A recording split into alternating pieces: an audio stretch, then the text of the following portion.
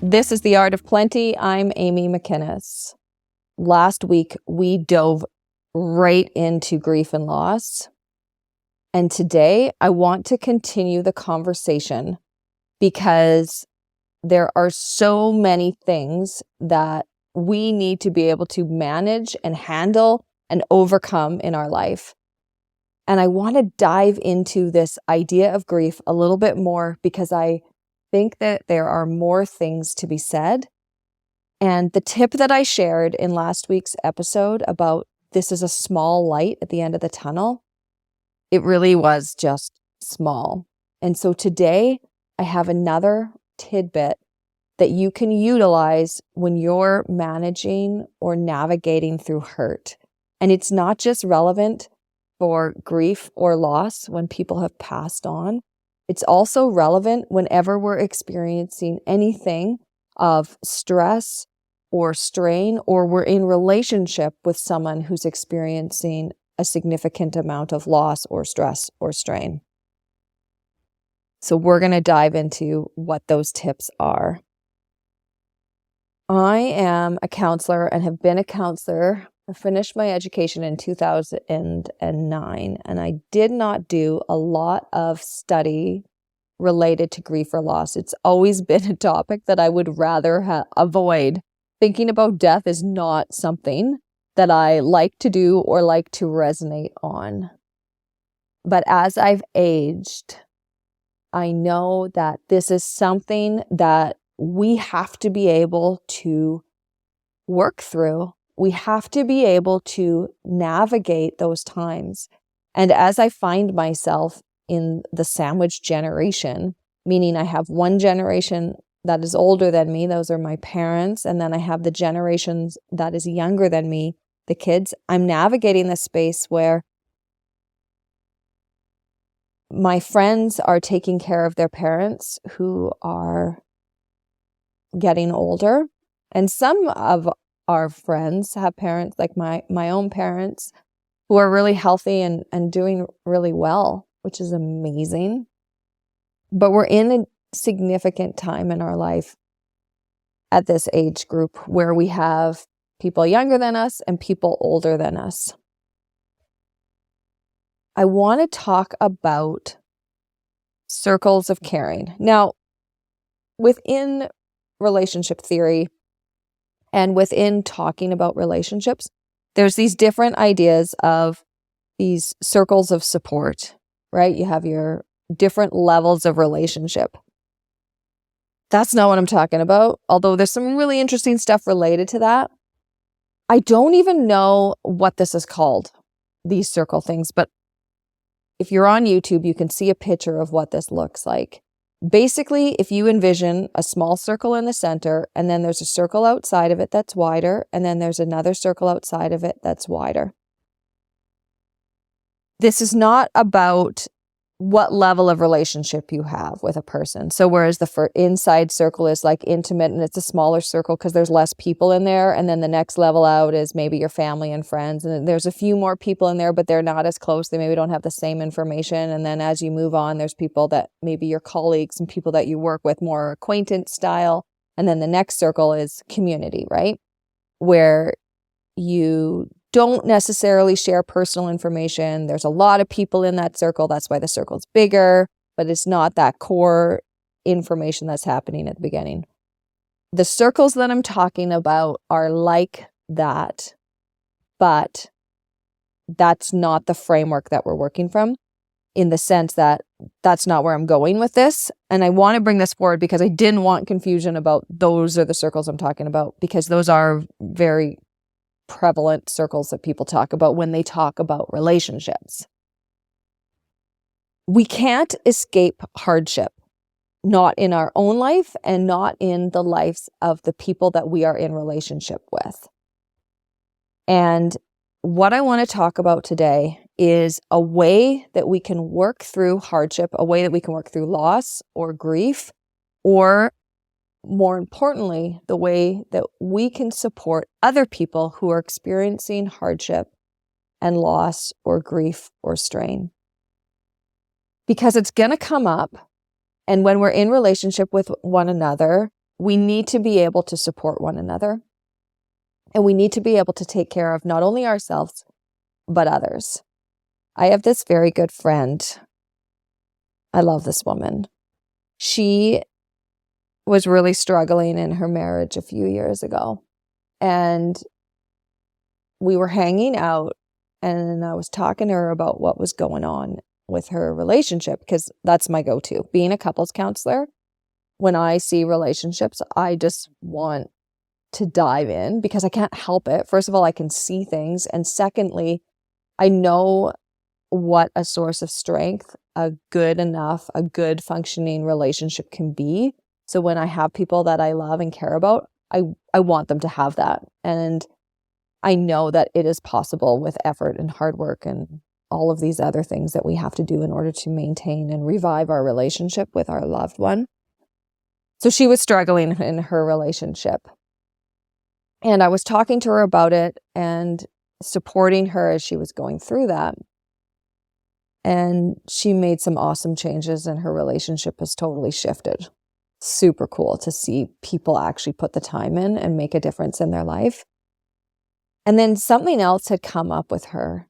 And she said to me when she was working through the relationship stuff, she's like, "You're always supporting me. You're always the one that's pouring into me, and I don't do that back for you. This relationship is feeling lopsided." She's feeling bad that I'm the one that's always helping her and she's not helping me. And I said to her, I said, it's not really like that. It doesn't really matter, because I know how to help you. I can help you. I want to help you. I'm your friend, and it doesn't have to be even. And it is okay. I'm okay pouring into you in this way, even if it's not reciprocal. Because there could be a season in my life where I'm going to need you and you're going to be able to help me. And it's okay that that's not right now. It's okay that you have a greater need for this season in your life than I do. I don't feel bad about our relationship not seeming reciprocal. When I said that to her a few years ago, I didn't know how quickly it was going to shift, because it wasn't long after that I got diagnosed with cancer, and she was one of my go-to people. I could text her and chat with her and send her a message, and she would respond right away. And at that point in my life, my relationships were not reciprocal. When I was going through that, I was not investing in anybody but myself. I didn't really have the capacity. I was maintaining my relationship with my kids and my husband, but even that, not in the way that I normally would be doing, not even close. I was maintaining my relationship by talking to them and spending time with them, but I wasn't nurturing them in the same ways that I had before. And so my relationship with this close friend totally flipped. I would not have been able to be reciprocal to her at that time because my needs were so great. And I think we can get caught up in this idea of reciprocity. Am I saying that right? Sounds weird coming out of my mouth. Where we feel like the relationship needs to be 50-50. And it's just not always a reality when people are going through things.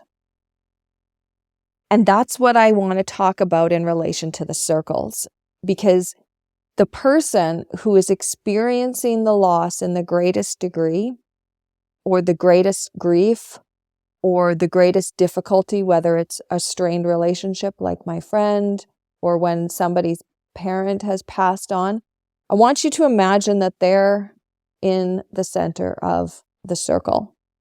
Now, when that person needs that type of support, when that person is in that state of need, like my friend was when her relationship was falling apart,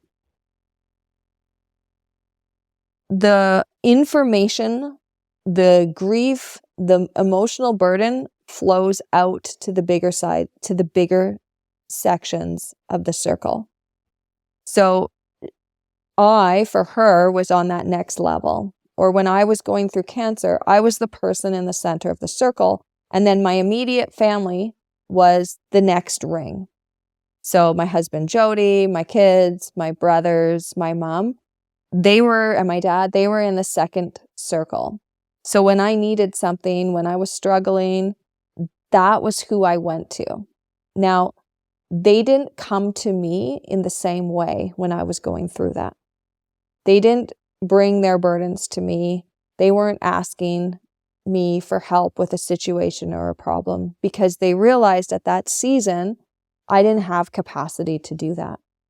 So I took my grief and my needs and the help and the support that I needed out to that next level.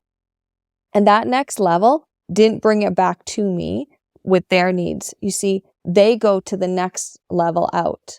So when people need support, when they're grieving and when they're in the center, the person who is experiencing it the greatest, the person who is in the center of it, it flows out. And the people that are closest to them are in that next ring.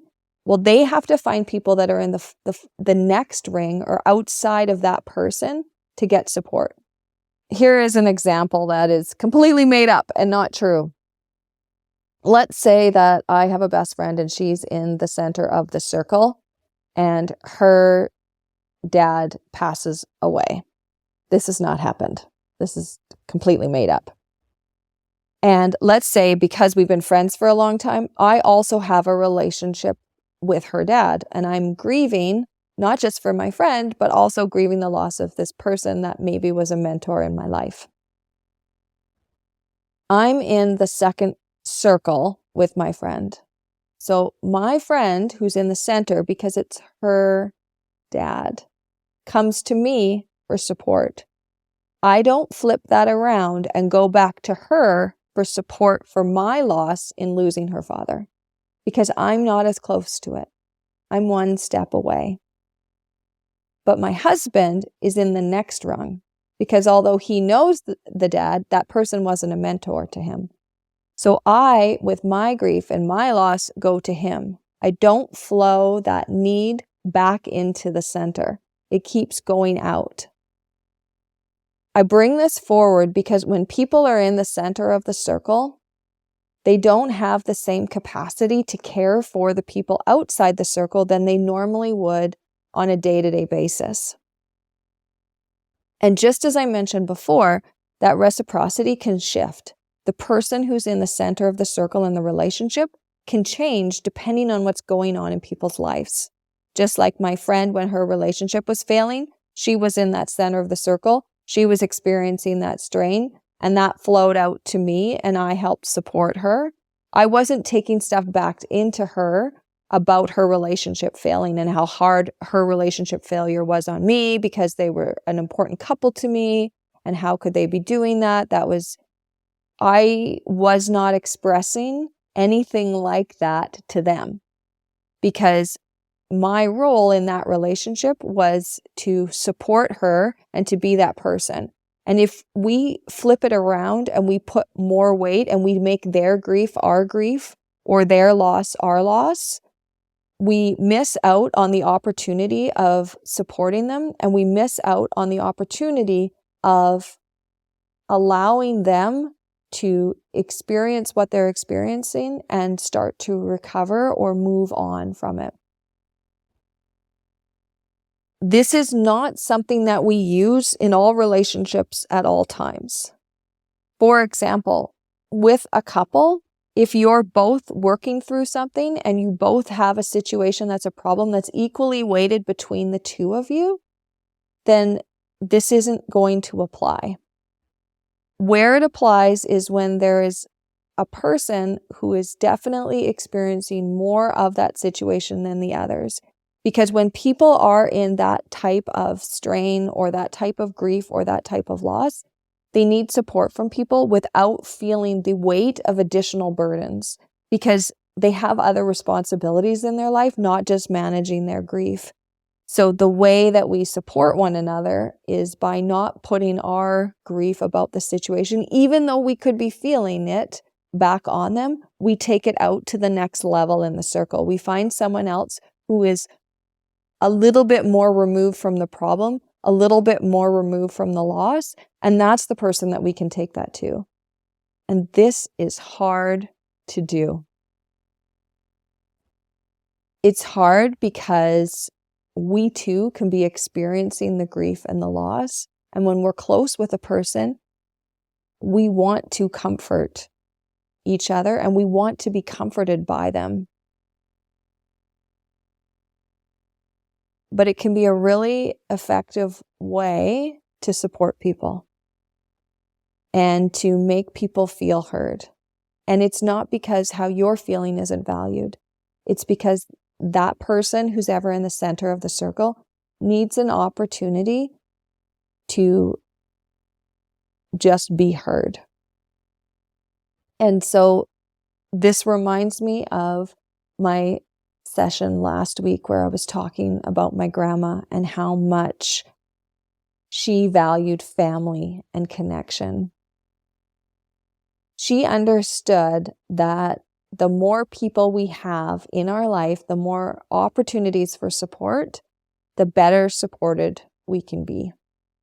And when I think about these circles and when I think about how we can support others as well as supporting ourselves, it's important to have lots of different circles of people that we can take things to, that we can share things with. It enables us to navigate these difficult circumstances that inevitably come up in our life. I am curious if you've been in an experience like this, where you're in the center of the circle and you're going to somebody you love about a problem, something that's really bothering you, or about a loss, and you've come out of that conversation weighted down rather than lifted up. And you've become weighted down because when you were sharing the situation, somebody turned it around and made it about them.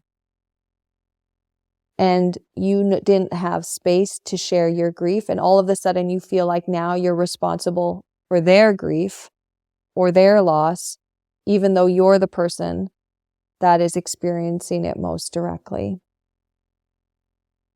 I'm curious if anybody out there has experienced that and would share something about that with us. What was that experience like and how did you navigate it?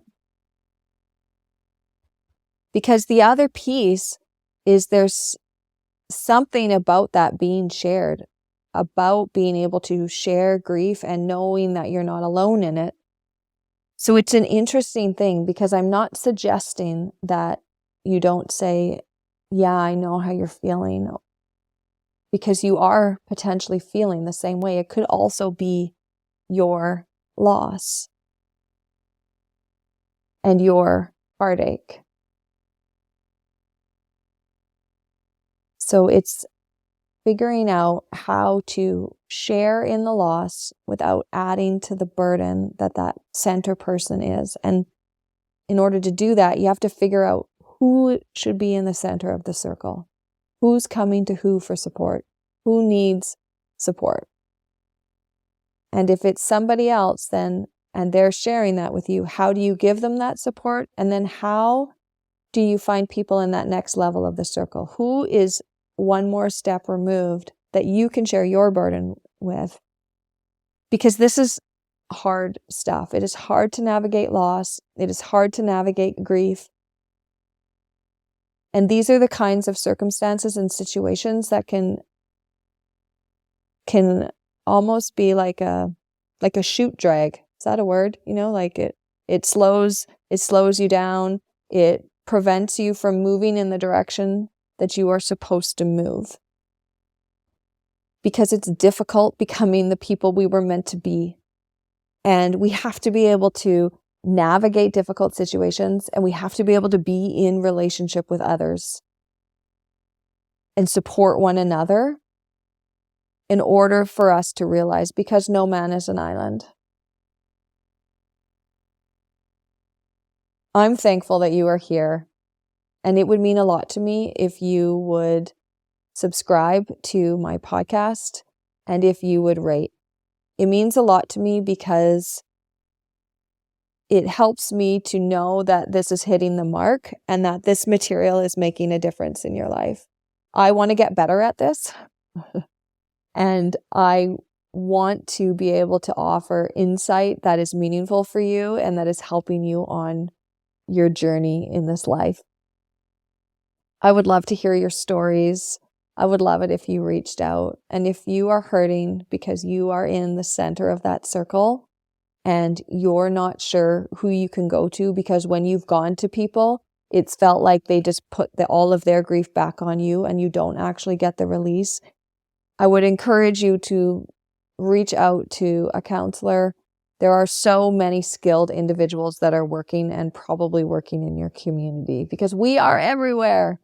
And I would love for you to be able to have an opportunity to release some of this grief so that it doesn't become a shoot drag and hold you back from the life that you were meant to live. Thank you for listening. This is The Art of Plenty.